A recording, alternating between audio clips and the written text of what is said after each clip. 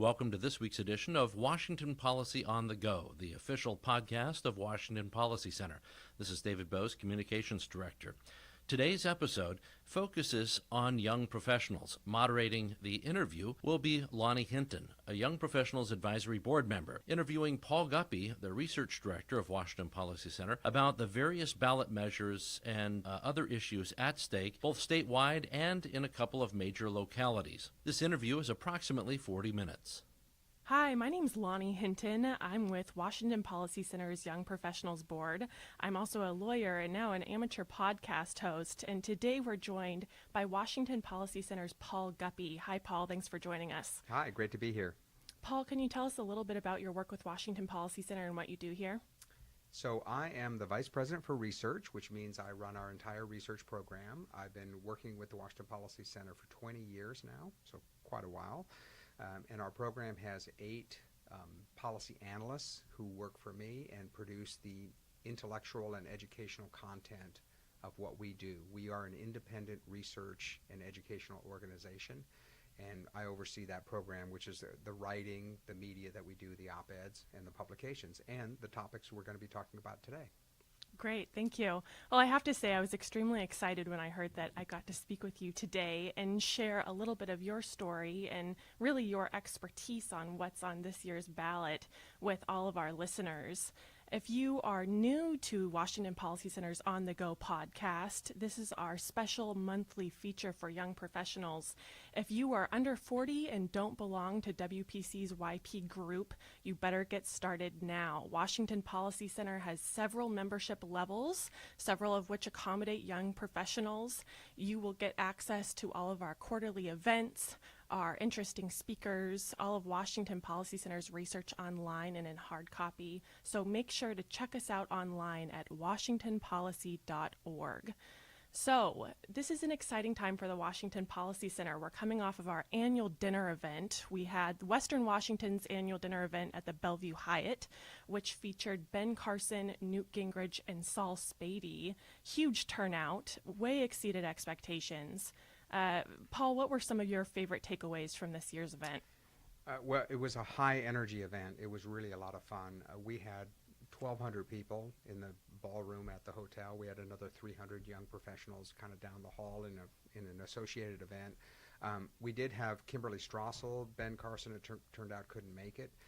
This is the risk of inviting a cabinet member to come and speak because the White House had told all members of the Trump cabinet to stay in Washington, D.C. for that week. So we got a late cancellation, but we had Kimberly Strassel, who is a writer for the Wall Street Journal, came and spoke, and she gave us an update on what's going on with the elections and politics. It was really fascinating. Washington Policy Center is a nonpartisan organization, but we do stay very engaged with what's going on with current issues. So the program was a lot of fun. It was very entertaining.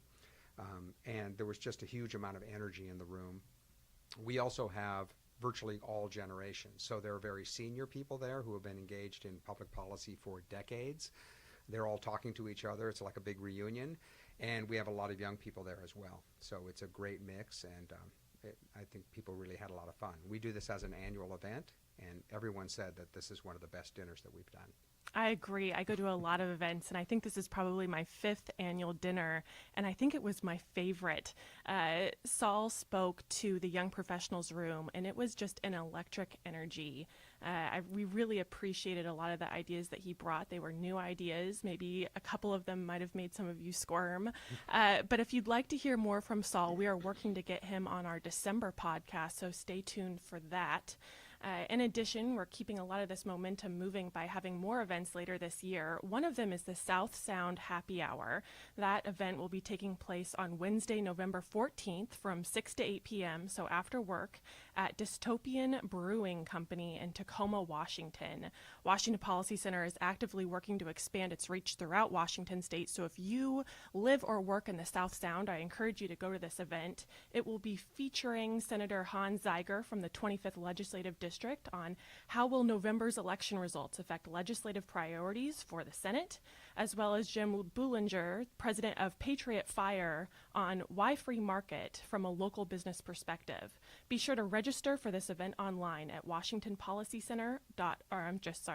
washingtonpolicy.org/events.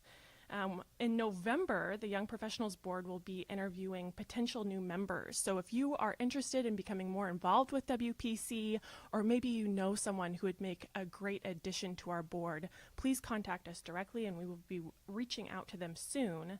And then finally, in December, a Christmas party is in the works. So make sure to reach out to us about that if you're interested in joining or have any ideas. If you are starting your workout, go ahead and crank up the intensity, or if you're in your car starting your commute, maybe don't crank up the intensity, but put it on cruise control because we're about to get started. So I think one of the big things that we got coming away from the annual dinner is people still have a question mark over what is Washington Policy Center? You say it's a think tank. I don't know what that is. Right. Paul, can you tell us a little bit about Washington Policy Center in terms of its work as a think tank in Washington State? Right. So we are an independent 50c3 nonprofit organization. So we're like any other civic charitable group. Our specific mission, however, is research and education. So you often hear from people say, I don't know who to believe, these issues are complicated, there's a bill in the legislature, there's an initiative on the ballot. A candidate for governor is talking about certain ideas, and people are looking for an independent way of assessing, first getting informed, and then assessing what policy ideas are good for the people of our state and which ones are harmful. We believe that ideas are essential because they essentially determine what the law and the government is doing that affects all of our lives, whether it's education, the small business climate, taxes, our universities. All of those are affected by public policy, and we do research and commentary in order to develop the best ideas for our state. Thank you for that. You know, it's interesting, as an attorney, I work in the law area, and then Paul works in policy, and I think a lot of that crosses over. There's kind of this gray area, and then you can add this third section, which is politics, which is kind of the tug of war between policy and how we effectuate it into law. In Washington, I always joke with my friends, Washington isn't necessarily a blue state. I like to think of it as a purple state, not only because it's the home of the best university in America, the University of Washington, go Dogs, but it's a breeding ground for major companies, major ideas. You think about Bill Gates with Microsoft making computers accessible to the masses, Howard Schultz and Starbucks making a cup of coffee kind of like a lifestyle for people, Jeff Bezos with Amazon revolutionizing the way we shop and get things that we need for our everyday lives. You know, the common denominator for these success stories was that the free market provided these kind of rogue innovators with the space to allow their ideas to meet a need. And I think that's what I love about the Washington Policy Center, is the fact that it advocates and educates people about how we can improve their lives through market-driven solutions. So that's one of the main reasons that I'm involved with Washington Policy Center as a young professional member and board member. And I think it's one of the reasons that this organization has really become more popular, at least in the recent years, as seen by the success at the annual dinner, is people are looking for answers. Would you agree with that, Paul? Absolutely. So we have a great state, obviously, and you're right about the companies and the innovation that have developed here. It's also true that politically, Washington is not as blue as it appears to be.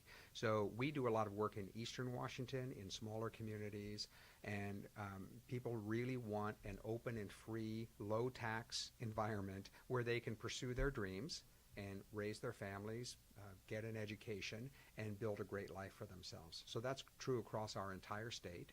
And even though Seattle and the Puget Sound area is perceived as the engine driving our state, and that's certainly true, but even areas like the Walla Walla Valley, where they have developed a world-class wine industry, the southwest coast of our state has ports that are open to Asia and the rest of the world. We have a thriving tourism industry.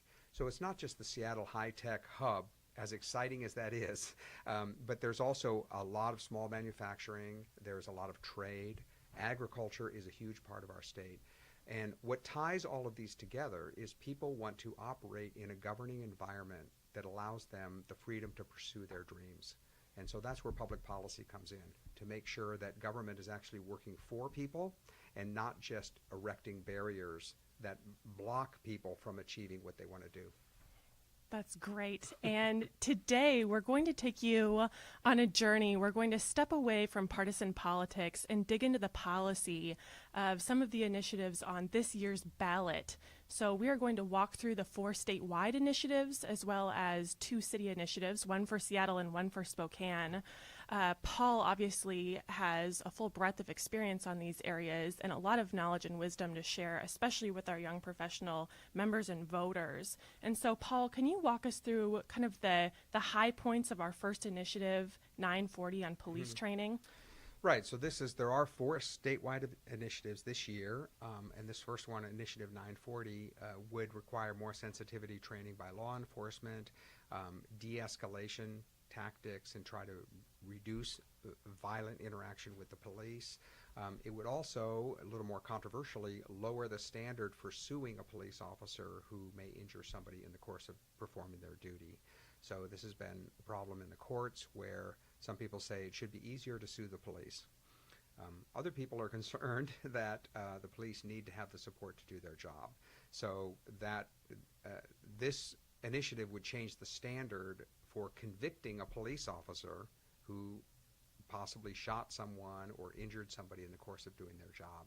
It creates what's called a good faith standard, and that is to say, would a reasonable person use force in this case? What the police will say is they are already trained for that, but they don't want to be afraid. They don't want to not act in a dangerous situation because they're worried about being sued later on. So that's the controversy with this initiative. There was some drama in how this got put on the ballot because the legislature tried to change the initiative before it went to the ballot.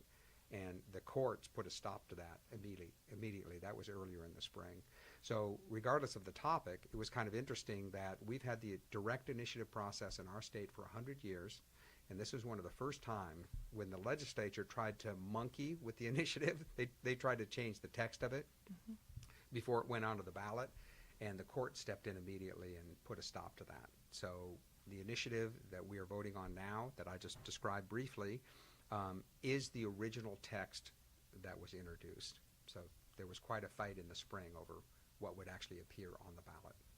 Interesting. So for our members and voters that are looking at this initiative, what are the game-changing bullet points, would you say?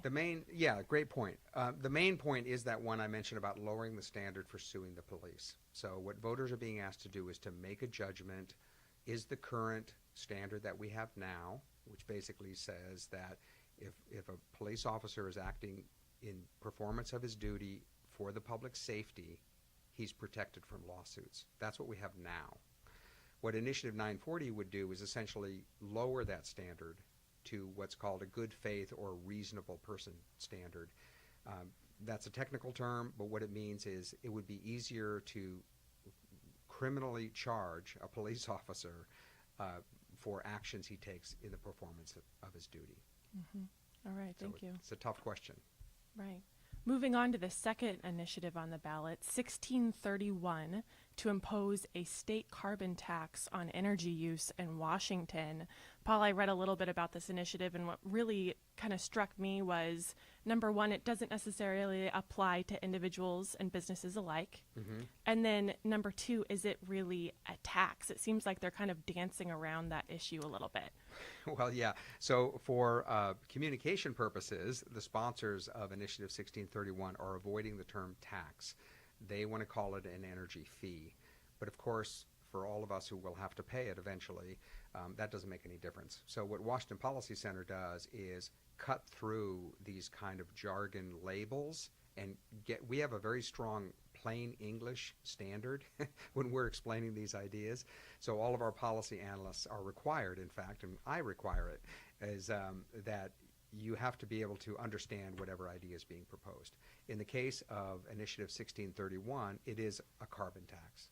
The way it works is that it would put a tax on the sources of energy, and then, of course, that would be passed on to consumers. So this would be like in your utility bill, when you buy gasoline, any form of using energy, even charging your cell phone, would receive this tax. And so it's expensive. It's $610 million a year in the first year, and it goes on for 10 years and ratchets up every year. So it is a heavy tax. And another controversial thing about it is that the money that would be raised would be spent through a 15-member board, not the legislature. So it would be a special appointed board would be set up. These members are unelected, and they would have the power to spend this money pretty much however they wanted for environmental projects. Our analyst Todd Myers, in reading the initiative, it's like 60 pages, he ferrets out all kinds of details that most people don't know about. One of which is that the members of this board are allowed to give public money to themselves in addition to funding other projects. So that's caused, when we sort of outed that point, it created a lot of concern about insider dealing and special interests influencing how 1631 would be administered going into the future. So there's not only the burden of the tax, but there's also the worry about how the money would be spent. Mm-hmm. I think that's a good point. Initially, when I read, carbon tax, I thought, wow, that really makes sense to me. Of course, we want to protect the environment. Mm-hmm. We need to incentivize people to do that. We want innovators moving towards greener technologies. But when I really read through this initiative, it didn't seem like there were metrics in place if it was passed into law that would make sure that that actually effectuate change in a positive direction. Did you feel that way when you read it? Absolutely. There's essentially no accountability because this 15-member board has total control over setting the metrics. I mean, they're listed in the initiative, but the board can change the metrics whenever they like, number one. And number two, they are the ones who determine whether they're meeting the metrics or not. And then another mechanism that Todd discovered is that the tax doesn't go down unless or until the state as a whole is meeting carbon reduction metrics. But of course the board, which controls the money, would have no incentive to see their own revenue go down. So what Todd thinks is that we would never meet these targets, and there's really no way to create accountability. Mm-hmm. I agree. I would probably steer away from voting for this initiative, at least personally. But I think moving forward, this is definitely an area that there's room to grow. Right. What are things that you would look for in maybe a future initiative that you think would be really, impactful? Great point. So, as a free market organization, our concern is that this cuts out consumers altogether. It's an effort to reduce carbon by punishing people by increasing the cost of all energy use. What Todd has found out is that there's a completely different track going on even as we speak. He calls it cell phone environmentalism because there are so many apps that allow people to both see and control how much energy they're using, whether it's in their homes or cars or different devices. And that allows the consumer to go back to the utility company and say, I want more green energy. I'm willing to pay a little bit more for green energy. Utilities do that now, and we think that's the approach that should be encouraged. It allows people to make individual decisions in their lives to, even if they want to pay a little bit more, in order to move towards renewable energies. And we think that creates the market response that gets producers to respond to that. All right, moving on to our third initiative, Initiative 1634, a ban on discriminatory local taxes on local food items. I have to say, I laughed a little bit when I saw this one on the ballot because I think everyone remembers seeing Seattle's, they called it kind of like the soda tax or the drinks tax. If you remember going through Costco and buying a package of Gatorade for $8 and then you go back the next week and it's $20. I think people had some sticker shock there.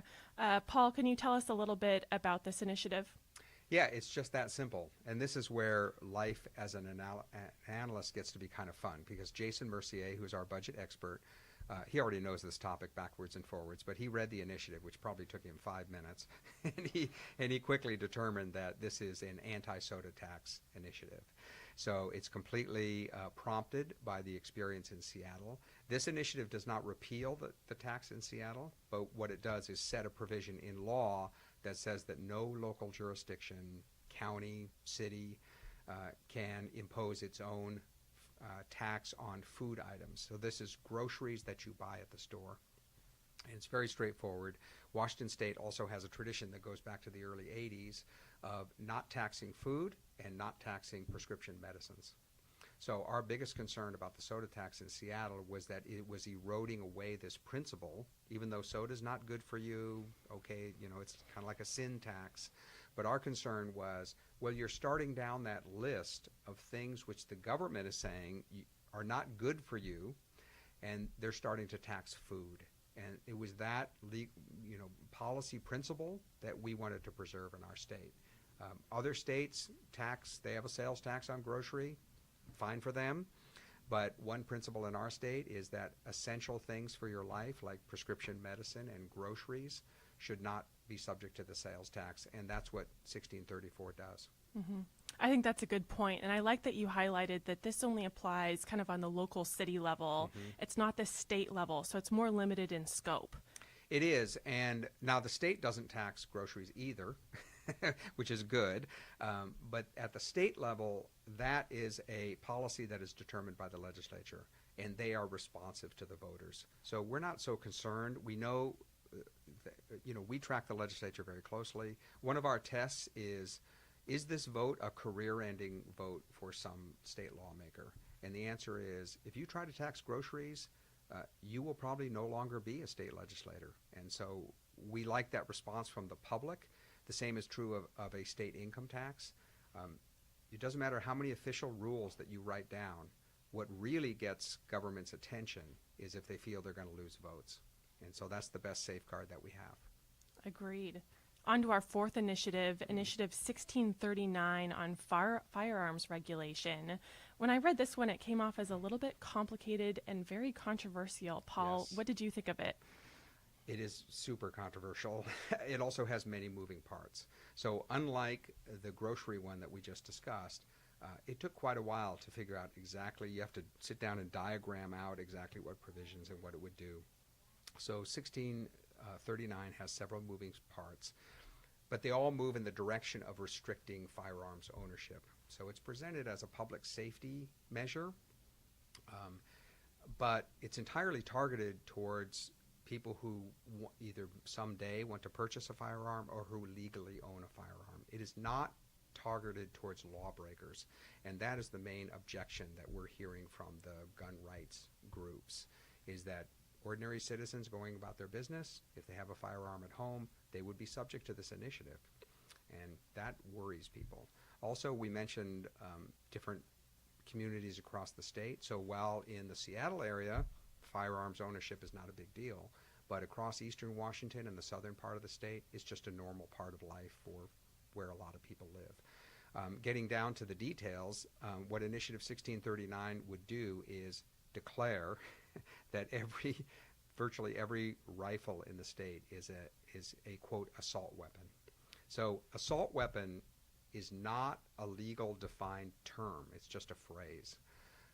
So commonly owned hunting guns, shotguns, things that people have had for years, the firearm you inherited from your grandfather would be labeled as an assault weapon under this initiative. So we're not talking about just military-style weapons.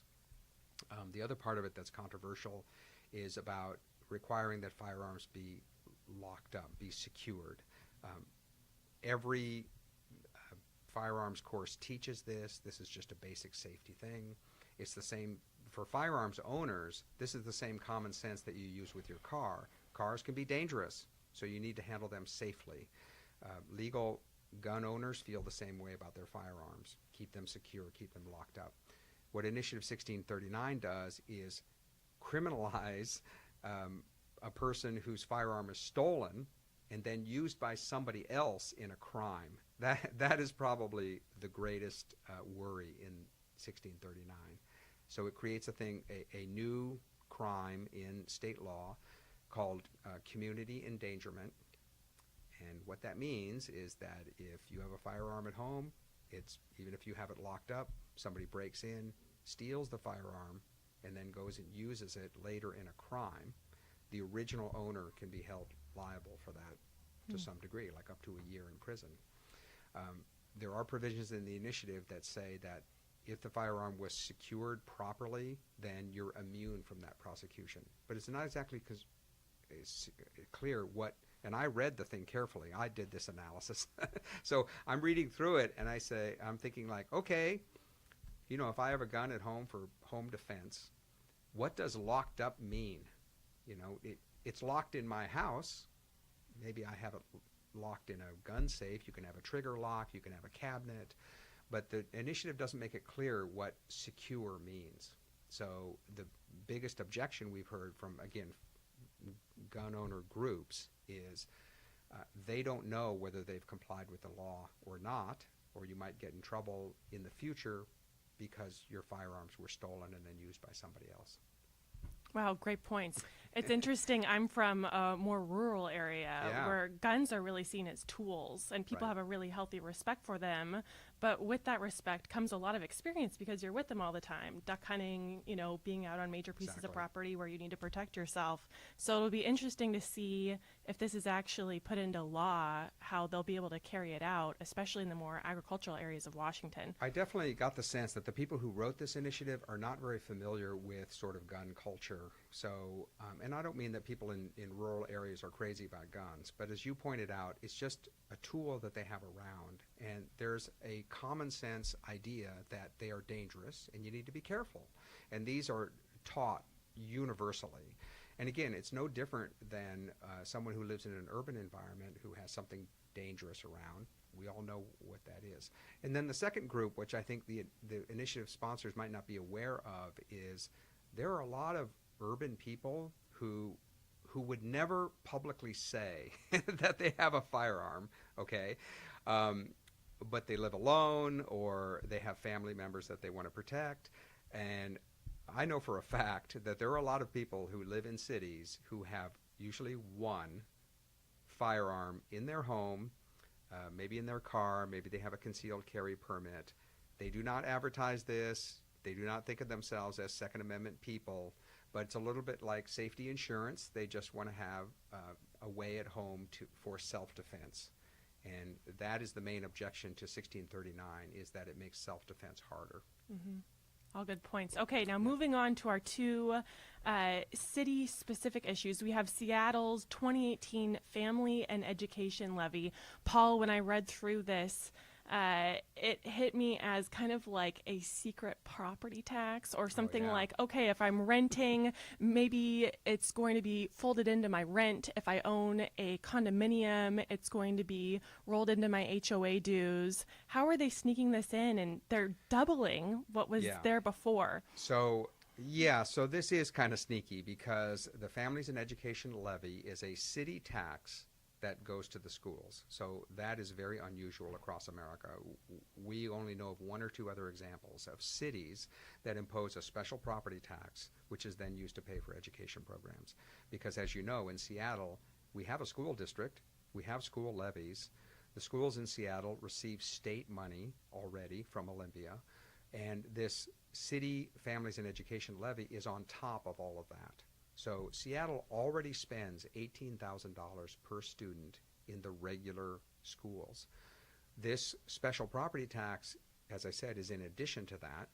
It's a doubling of the previous levy. So this levy has been in place since the early 1990s, and it's usually for 6 or 7 years, and then it's renewed.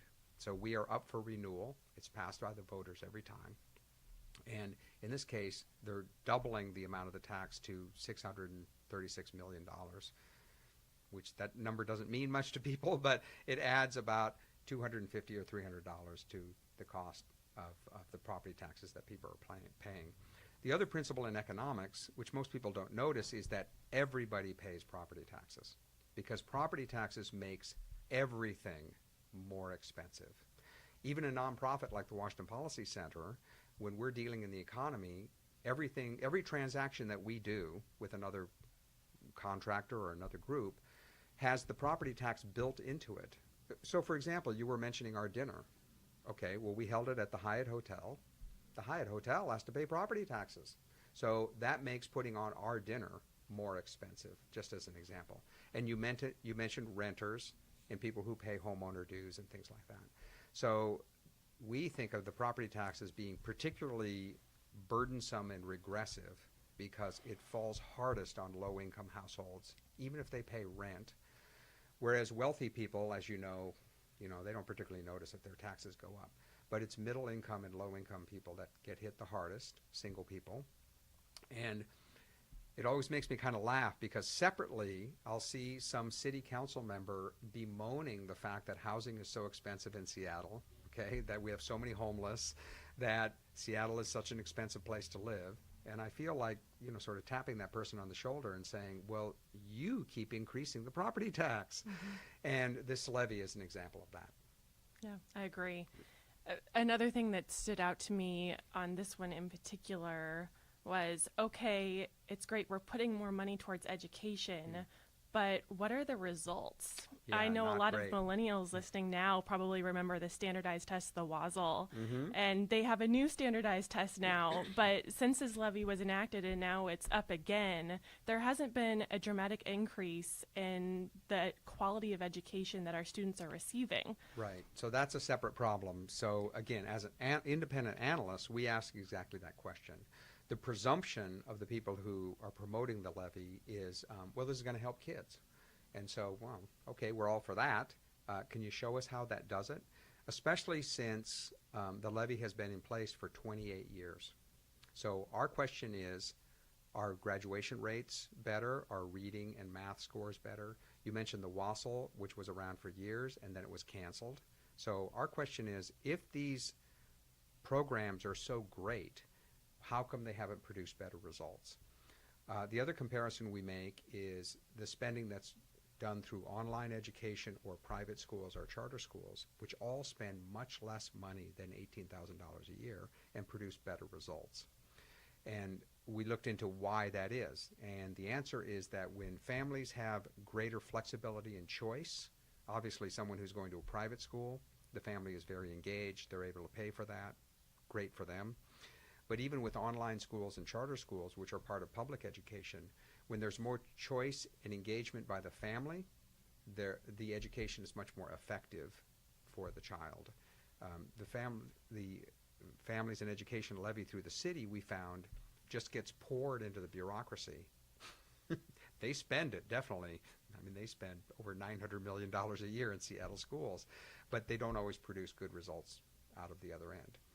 What's scandalous for us is that some schools in South Seattle have a 50% dropout rate. So unbelievable. Really, that should exactly. be unacceptable. And yet they get more money.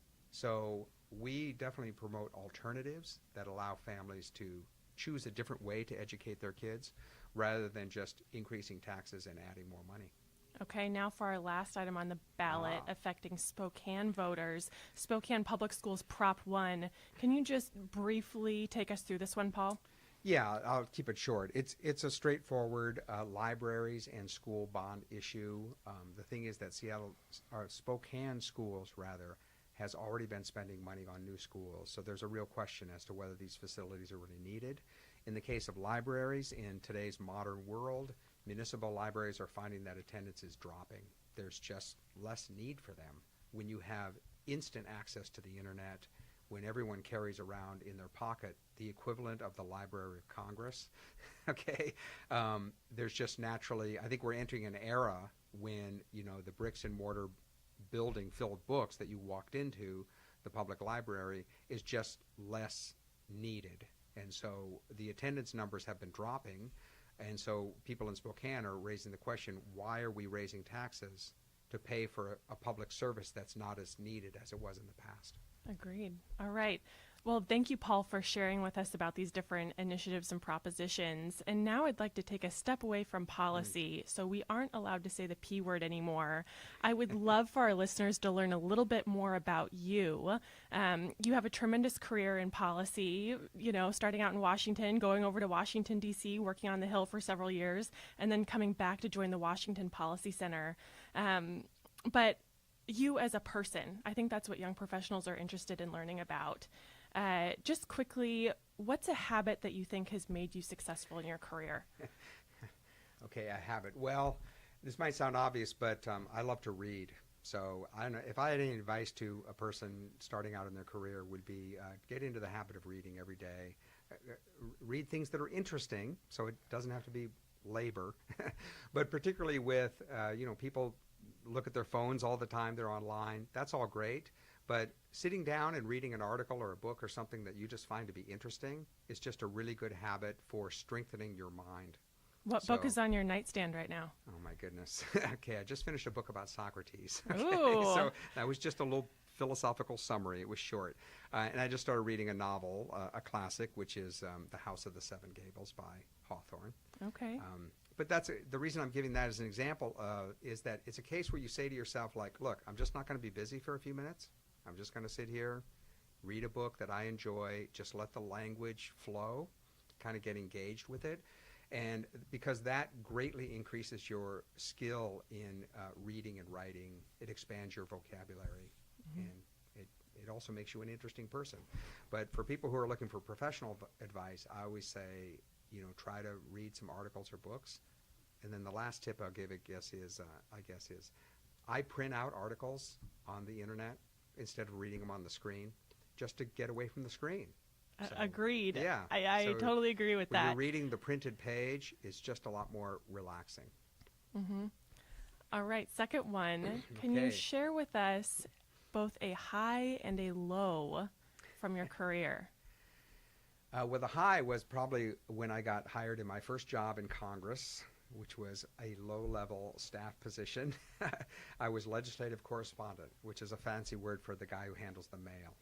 And this was back in the 80s when, of course, members of Congress still get hundreds or thousands. When they got mail, now when they get got email. mail, There we go. Now they get email and electronic contacts. But the thing is, the job for the staff is the same, which is the member of Congress is going to be responsive to constituents and answer their questions. So they need staff members to prepare comments on different issues. The congressman I worked for, who was a great guy, he was decisive and clear about his positions, which made my job very easy. So when we got questions from constituents about different issues, he had already explained to us what his position was, and all we had to do was write it up in a couple of paragraphs. So it was really exciting when I got that first job. The low point was when I got fired by the voters twice. So the risk of working in public policy is your boss might fail to get elected. So that's what happened. I worked for a member of Congress who was defeated for his reelection. And then I worked in the first Bush administration, believe it or not, way back. And as we all know, George Bush did not get reelected in 1992. The first Bush, The for first everyone George listening. Bush, back what for me would be earlier in my work life. So what I'm saying is that the interesting thing about that field is you wake up the next day after Election Day and you are unemployed. The good news, and I was a staff member, so the good news is that there's a whole 2 months of transition between Election Day and when your paycheck stops. So that gives you a chance to transition into other work, which is what I did. Okay, great. We had a lot of fun the other day at the Washington Athletic Club. The Young Professionals Board hosted some of the executive board members of our college clubs at the University of Washington and Seattle University. It was great to meet with them, and when I was speaking with them, a lot of them said, "Oh my gosh, Lonnie, I'd love to be a lawyer. I want to go intern on the Hill. I want to move down to Olympia and work as a legislative assistant." Paul, if you were talking to anyone who is interested in going into a career in policy or law, what's some advice that you would give them today? Yeah, I would say anything to get your foot in the door and get experience and be able to kind of prove yourself. So obviously there are things like internships. Sometimes they're unpaid. So the hard part is how to support yourself while getting work experience at the same time. So you have to strike that balance. But as far as contacts go, I would say any kind of work that gets you engaged in the field that you're interested in. At our dinner, we had a number of volunteers who just worked that one night, but it kind of gave them an introduction into what a think tank does. I mentioned the legislative correspondence job I had. Well, I had 2 master's degrees in public policy, but you can't go around with a big head and say, I won't take that job, it's not good enough for me. You have to get something that gets you started. And then the second piece of advice I would give is just networking, any kind of contacts. And of course, Young Professionals is a great way to do that. So join Washington there you Policy go. Center Young Professionals. But really networking, because even in the electronic age, face-to-face conversations, just getting to know people, introducing yourself. And this can be very casual. I know some people are shy, but at the YP events, they are very relaxing and low-key. Often our board members go to these events, so these are successful professional people who are always happy to talk to somebody younger. But the main thing, whether it's young professionals or some other group, anything that kind of gets you casually connected with people that work in the area that you're interested in, you will pick up a huge amount of information and a really good perspective on what that career is like. When I worked on Capitol Hill, because Congress is all forced to be in the same group of buildings, it's like a big college campus, that's where I learned a lot about my work, was just networking around. I actually, with a couple of friends, we started a group called the Sunday Brunch Group. I'll just put it that way. So every Sunday we got together for brunch. This group was like 30 people, and they all worked in Senate and congressional offices, or they worked in the White House or the administration, and it was just a way to, to get to know people.